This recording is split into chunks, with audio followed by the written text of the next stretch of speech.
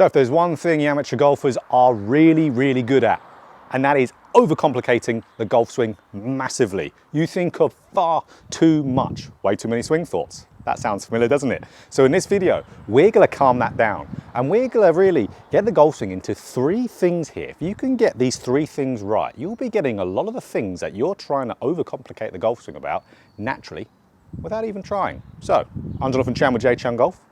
Let's dive right into it.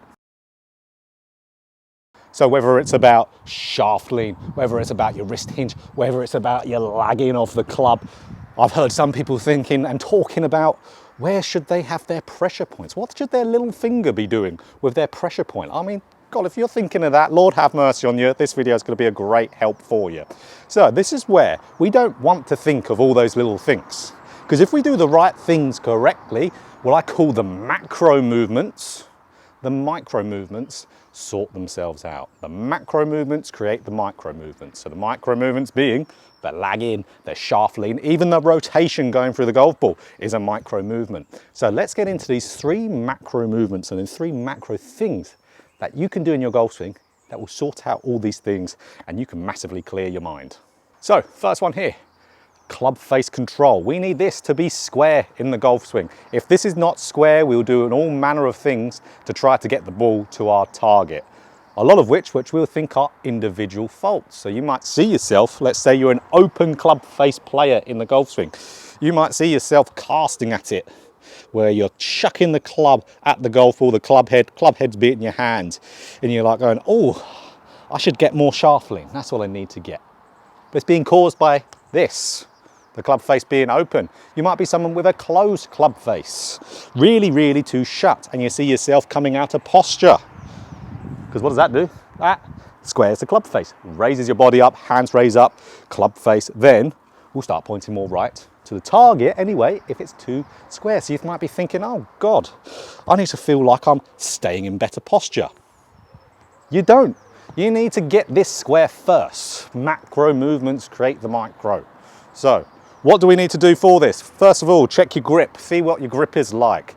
Do you have a standard grip? If you've got a standard grip, which would say that's 2.5 knuckles on your left hand, and with the arrow that gets created between the thumb and the meat of your hand, pointing around right armpit area, if it's standard, then check if you've got a flat left wrist in your golf swing. If you've got that flat left wrist, pretty good chance you'll have a square club face. If you've got a weak grip, 1 to 1.5 knuckles, make sure you've got a bow. If you've got a strong grip, 3 to 4 knuckles, make sure you've got a cup for that square face. So really prioritize squaring that club face. Little drill here to do to make sure it's square. Let's assume here that you've got a standard grip. Most of you do.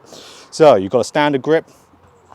Let's do a little takeaway drill. Let's get into the takeaway, make sure the club face is square there. An old saying I've had on my channel that I haven't said in a long time is get the club face as square as you can, as early as you can. This is it right here. So get the shaft parallel to the ground. Make sure that club face is angled slightly down. The toe is slightly down here. So you can see now it's matching my spine angle. So I want to get there. I want to stop at this position, swing up and go. If I don't do anything funny from there, that club face is going to be maintained through there. So, good. There we go.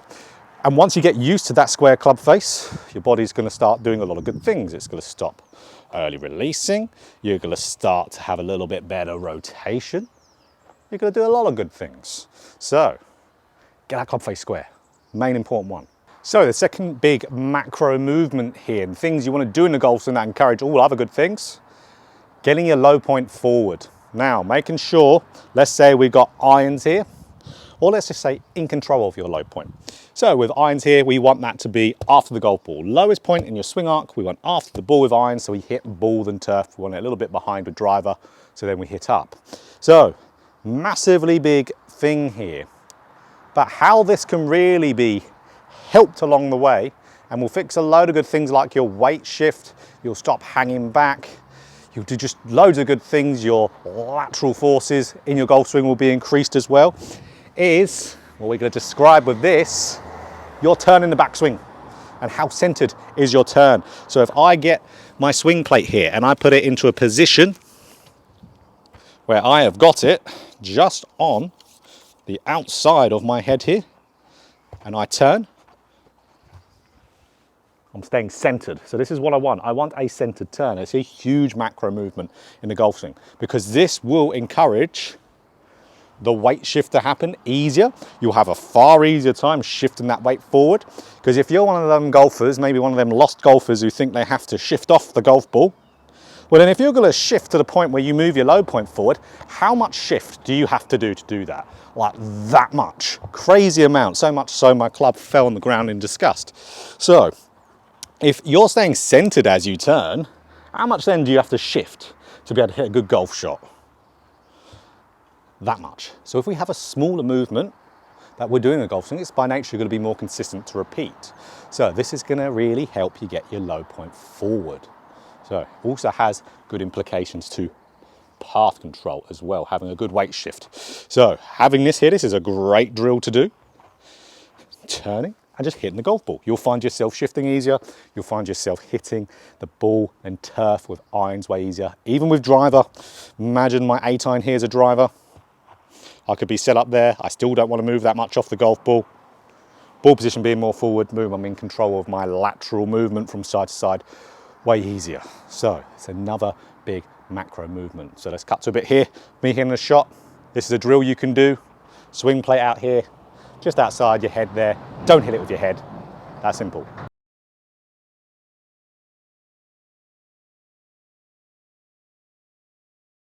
So the third one here, and I'd say this is just as important as all the others. I talk about this all the time on my channel, but this sorts out shallowing the golf club, your club path, your rotation going through the golf ball. So all the micro movements you see with videos that I might make or other golf instructors might make on YouTube, this creates it naturally without even trying. So what is this?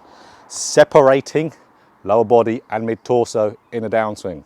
So getting up to the top, letting lower body, mid-torso, so really rib cage down, turn into that shot, turn through whilst leaving your hands and arms up and chest where it is.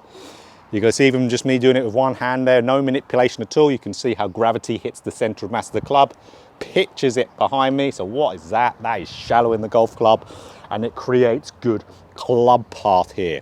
So massively macro movement creating the micro movement. So then that's going to encourage good rotation. So we know that's going to be good rotation through the golf ball. The club face is going to be passive if we keep the club face square. So first point. And then what's that rotation going to do going through the golf ball? It's going to exit my hands left. It's going to get my passive release. So again, loads of videos. I've made loads of them about this. If I'm rotating nicely, going through there, good side bend as well will be created. Bent right arm. Again, big micro movement that's created from the macro. And if as well, good rotation going through the golf ball. We've stayed centered, we've shifted nicely as well. What else is those two shifting and rotation together going to blend together, and what's it going to make? Shaft lean. Boom. One of the things you're always looking at from how to get. Got to shift well, got to have a square club face, got to rotate well. What's rotation created from though? Separating lower body, mid-torso and downswing. Got to start it right if you want to rotate well. So doing that is going to help you massively. So good drill. Seen this all the time on my channel. If you watch my channel a lot and you haven't got one of these, resistance band, come on. So all we need to do, grip it because it's attached to an upright. Now we can't move our upper body one bit or our arms. So what are we forced to do now? Turn, lower body, mid-torso, twist it. We're going to get the good feeling of that. Now, get a golf club, get up to a golf ball, feel that same feeling and just hit one. Did I try to think of all those other little bits in there? The micro movements, the shaft lean, the shallowing, the right arm movement, the side bend, right arm bend. I could go on forever. Did I though? No. But I bet you are. So that is really the point of this video. You're overcomplicating the golf swing massively. You need to get the key movements down nicely. Get the club face square. Turn nice and centered so you don't have to worry about shifting. Get your separation on there. Start separating lower body and mid-torso nicely. So guys, if you do those, you're going to be, and if you master those, get really good at all of them, you're going to be doing all those things you see all golf YouTube instructors make videos, all the stuff I make videos about getting and doing certain drills, which are all good, but having this understanding here that these are created from these big movements is so incredibly important and makes golf so much easier. You will never run into the problem of overthinking the golf swing once you know these and once you get good at these. Be no need to, because you'll do it. So if you enjoyed this video, of course, click that like button if you want more golf instruction just like this. Hit the subscribe button and hit the bell button too to be notified every single time I put out a video. So remember this, the macro movements create the micro movements. You'll play better golf.